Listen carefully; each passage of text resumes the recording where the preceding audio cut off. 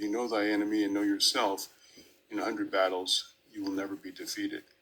We'd like to modify that to if you know placebo response as well as you know your investigational product, the likelihood of study success will greatly improve. Now, this is a presentation that I have been using that's developed by my colleague, Dr. Gary Sachs, who's also a professor at Harvard. So I've modified it a little bit for the purposes of a dementia study. And you want to make sure that when you're having a clinical trial, there's essentially a contest or a race between the placebo and the investigational product. And what we're trying to do is make sure that that is a fair race.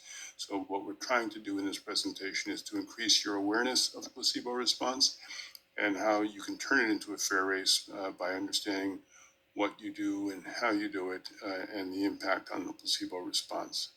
So we're going to take a pragmatic approach to this presentation. Here are 4 pillars, if you will: preparedness and awareness, awareness of the issue, then preparedness as to how to handle and mitigate the issue. And then what we want you to do is when you go back to your site or when you're at your site and after you've listened to this presentation, to practice what we've discussed. And then when it comes to the actual sitting down, the rubber hitting the road, sitting down with the subject as well as the study partner, that you can perform in a way that helps to minimize the presence and the amplitude of the placebo response. So placebo response means I shall please, or placebo means I shall please, nocebo means I shall harm. But for the purposes of this study, we're going to regard any change, whether it's positive or negative, as placebo response. So again, in response to an inactive agent, we call that a placebo response. So this is a paper, lest you think that there is no placebo response in dementia trials. In fact, there is, and here's a paper that describes that. Keep in mind that in dementia trials, it's even more of an issue because you're dealing with both the subject as well as the study partner. So there is the interaction with and how you interact with both of them that can affect the placebo response. So operationally, the placebo response is how the person is doing at the beginning of the trial on placebo compared to how they are at the end of the trial. Now that, in fact, we feel can be a little bit too broad and somewhat confusing. So what we want to do is focus on the right-hand side of the slide here. So in the upper right, there's what we refer to as the true placebo response. And here is where the patient actually appears to be better on placebo, and the scales, in fact, reflect that. Whereas in the bottom, the pseudo-placebo response, meaning the scale is improving, but the patient is not. So that's either a result of measurement error or intentional mischief. So for the purposes of this talk and mitigation purposes, let's focus on the true placebo response, where again, the subject and the scale both improve. So on the left-hand side, there are some common strategies that are utilized to try and address the placebo response. It turns out that those types of strategies, for example, blinded run-ins, those things don't work or don't work consistently. So what we want to focus is on the right-hand side of the slide, which are 3 evidence-based mitigation strategies. So aligning the value, making sure that both the patient and their study partner understand what a clinical trial is all about, making sure that they understand from the outset that you won't know and they won't know, for example, who's on drug and who's on placebo, that this is a study. So there is a question to be answered. Is the study drug any differently, or is it significantly different, meaning better, than the placebo? And that's the question that you're trying to answer. You don't know, they don't know, and that's what the study is all about, to make a determination as to whether or not the study drug does what it is that the sponsor hopes it will do. So again, you want to make sure that everybody understands their role. What you're asking them to do is to report back to you and to report back to you accurately, so they understand what it is. Again, highlighting the fact that you know there is no particular response that you're looking for. There is no right or wrong answer. You just want an accurate answer on their part. And it's also important that you realize that everybody at your site plays a role.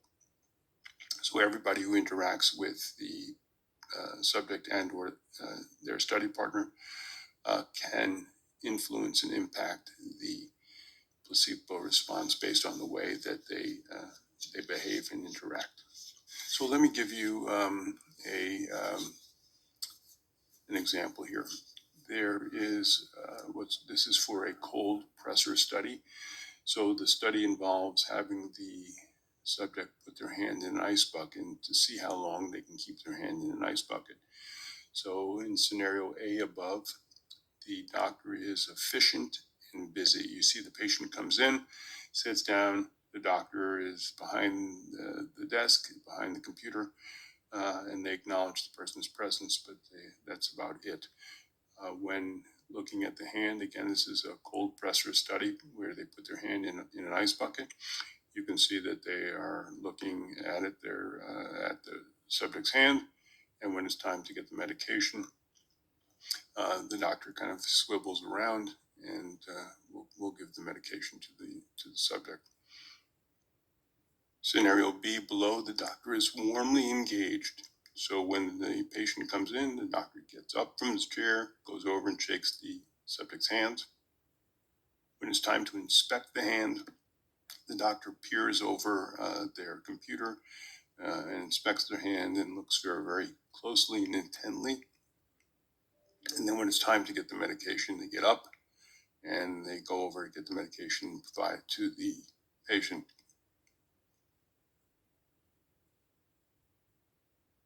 So which scenario do you think is better for the study? Do you think it would be scenario A, where the doctor is efficient and busy? Or do you think it's scenario B, where they're warmly engaged?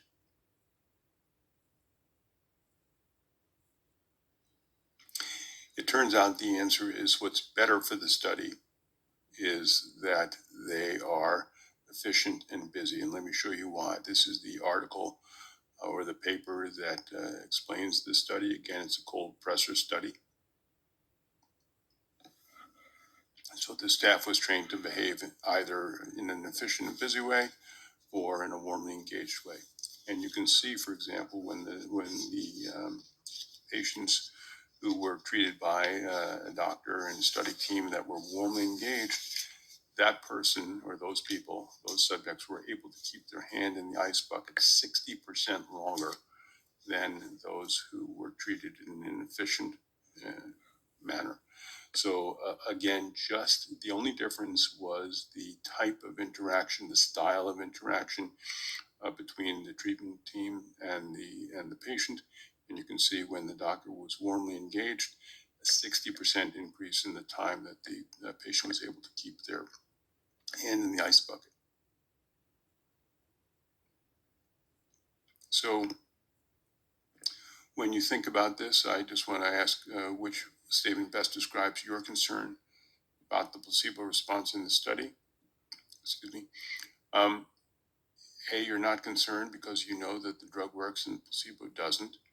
B, you're not concerned because anything that boosts placebo response will also boost the drug response. C, you're not concerned because you and your site know how to screen out placebo responders. D, you're not concerned because you can tell the difference between placebo response and real response. E, you're worried about placebo response, but you know how to prevent it. Or F, you're worried about placebo response and you want to learn more about it to minimize it. I'm hoping that the answer to the question is F.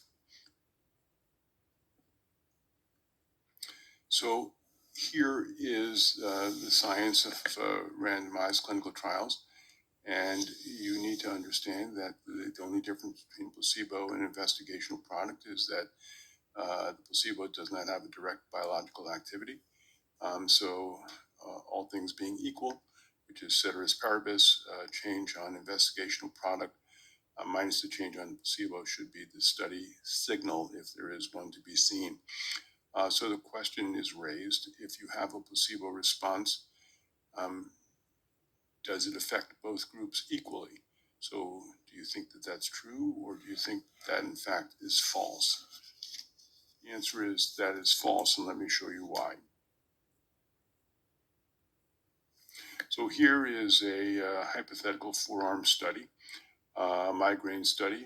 And on the left-hand side for treatment 1 and placebo 1, you see that the placebo effect was only around 10%. This allowed to show a significant difference between drug and placebo. So treatment 1 was found to be, statistically superior to the placebo. When you go to the next and click and see what treatment 2 is,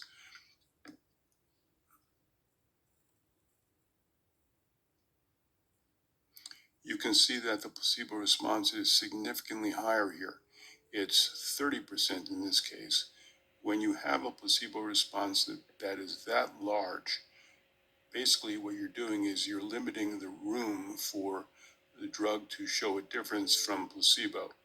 And so here there is, and if you click one more, you will see that the results between treatment 2 and placebo 2 are not significant. Again, because the placebo effect is so significant, it's 30%, it does not leave much room for the ability to show a statistically significant difference, and therefore this treatment 2 would not differentiate from placebo. So the thing to keep in mind, again, is that placebo is an active intervention, and the response of the placebo is driven by expectation. So again, it's an active intervention. So when you think of it, I mean, Parkinson's patients who expect to get a drug and who get placebo still have an elevation of dopamine on brain imaging. So the increase in brain dopamine is a result of their expectation and not any study drug because they get placebo. So the expectation alone is enough to increase and produce a biological effect. And don't think it's just a factor of Parkinson's. It's seen in pain and depression as well. So again, a placebo is an active intervention driven by a mind-body connection. So what's the difference here? What's the factor? The factor is you. The placebo is the placebo, and there's always, as I mentioned before, there's always going to be a placebo effect. But the question as to whether or not that's amplified rests on you, on how you interact with the patient, how you interact with the study partner. So you're the element that can either keep the placebo response at a reasonable, manageable level, or based on how you interact, you can increase the placebo response. So your influence occurs independent of any blinding. Again, this is a painting from Magritte, and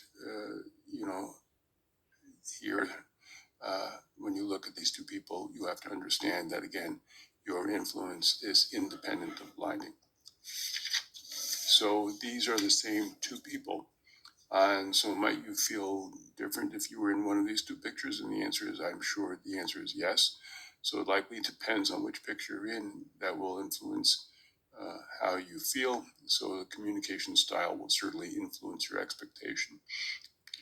So what we're doing again is a pragmatic approach. We're focusing on the awareness and preparation. And then when you have listened to this, we want you to go back and practice and prepare for the actual sitting across from patients and caregivers. So this is a 2-phase study for irritable bowel syndrome. Don't worry, in the first phase, everyone gets no treatment, but don't worry about the ethics because in the second phase, everybody will get treatment.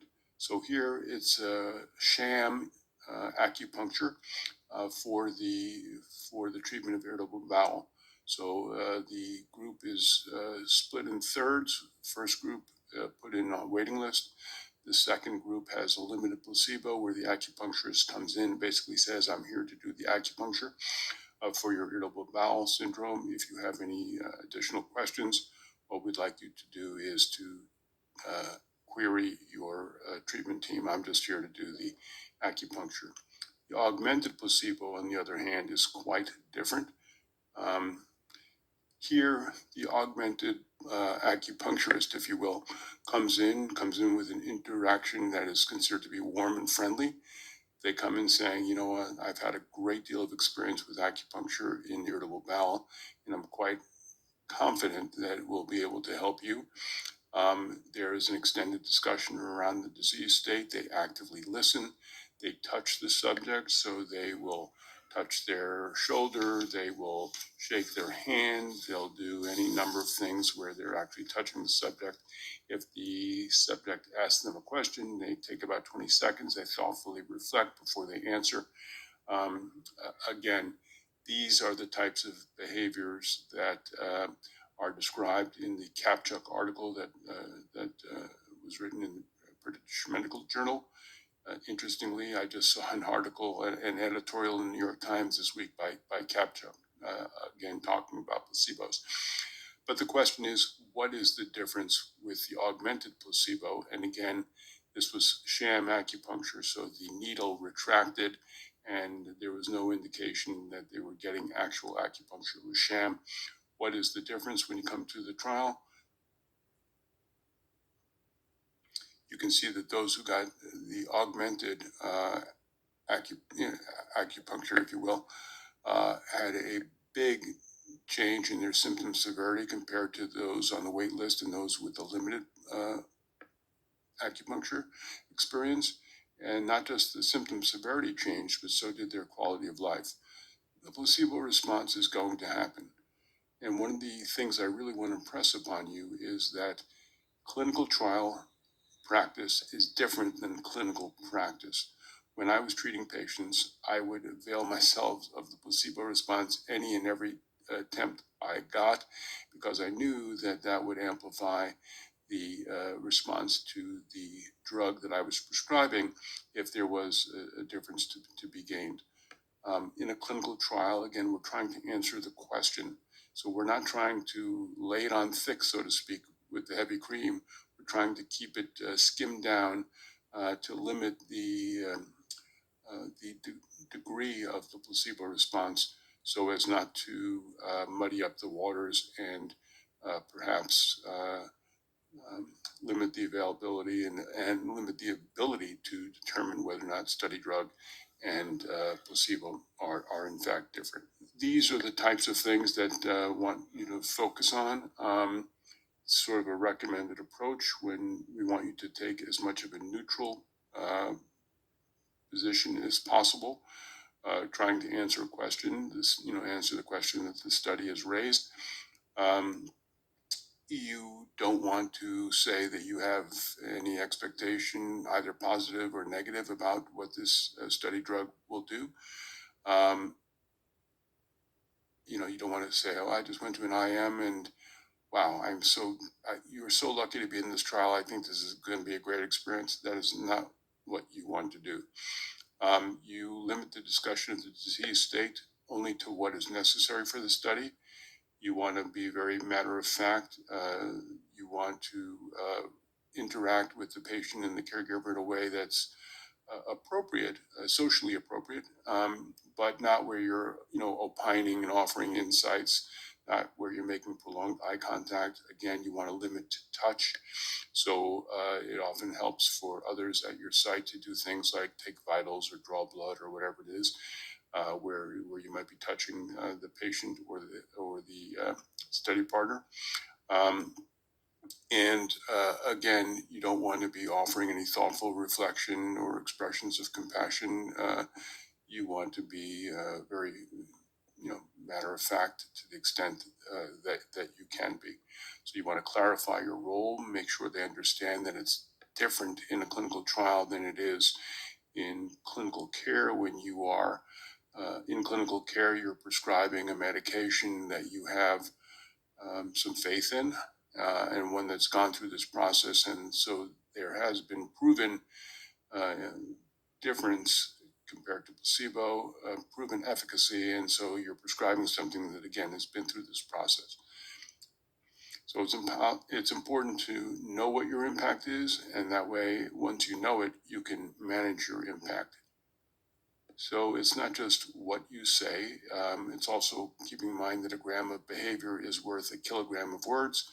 So when you look at these two people, Emma B on the left and Justin T on the right, which one of these do you think would engender a greater placebo response? So do you think it's Emma, do you think it's Justin, or do you think it's about the same? And I would tell you that it's Emma. You saw her leaning over intently, and she seemed more interested. And Justin, while I'm not recommending you slouch, just was more laid back, so to speak. Um, but again, your posture and your interest level also could be seen to make a difference with the placebo response. So when you think about it, you want to have what is referred to on the bottom there as a phatic, PHATIC, interaction, and that means that it is socially appropriate, and it doesn't add, much to the interaction other than what is really needed and considered to be within the conventional, uh, standard of politeness, but it should be nothing more than that. Um, and so, keep in mind that you're when you're going out on a first date with somebody, it's very different. If they say something, you want to mirror their words back to them. You want to use their words to show you're listening. If they go like this, you want to go like this. If they, scratch their head, you scratch your head. So you're doing things that interact and show you're paying attention to them. That's not the type of interaction that you're looking to have here. Again, to make sure that you understand what you do, how you do it, how intently you're looking at them. You're not supposed to have prolonged eye contact. You're supposed to be, more matter of fact. Again, think of it in those terms. So what you say matters, how you say it matters, what you do matters. And again, what we want you to do is be as neutral as possible, and somewhat matter of fact, understanding that it's really important at each and every clinic visit, uh, each study visit, to make sure that you remind the subject as well as the caregiver or study partner what the purposes of the study is, and how, again, you don't know if they're on drug, they don't know if they're on drug. You want to be attentive, but not overly so. But you want to make sure, again, that the rules, so to speak, or the what's involved in the clinical trial are reminded. You remind them of that each and every visit. So what we want you to do is think about this ahead of time. We want you to think about how you interact with patients and caregivers. And we want to make sure that you feel comfortable with the questions that they're going to ask you. And they're going to ask you questions. They're going to try to break the blind. You're going to say things like, doctor, I'm not feeling any better, so that must mean I'm on placebo, right? Or, I have this side effect, so that must mean I'm on drug, right? So you really need to know and to come up with some sort of pre-prepared answers that you can feel comfortable, so you're not stumbling over your words, that you kind of know how to respond and to do so in a consistent way that does not enhance the placebo response. So what we're aiming for is a modest rapport. Some might say next. not quite, but somewhat Mr. Spock-like. It's also important that if you see colleagues at your site who are doing things that you feel will be augmenting the placebo response, that you pull them aside and kind of help them to realize and understand what it is they're doing and how they're doing it, and uh, ask them to make some modifications to minimize placebo response. So again, be mindful of what your colleagues are doing and kind of course correct them. So you might want to think about this type of interaction when you're asked these questions. And again, you will be. So you want to explain what your role is, your name, your role in the study.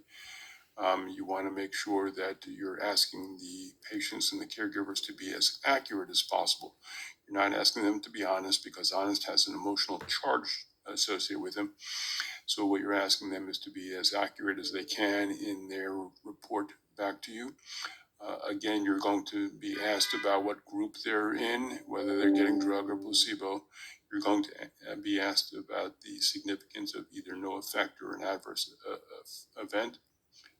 And you need to know how to handle that kind of question when you get it, because you will, in fact, get it. So what we want you to do when you go to practice and perform, here is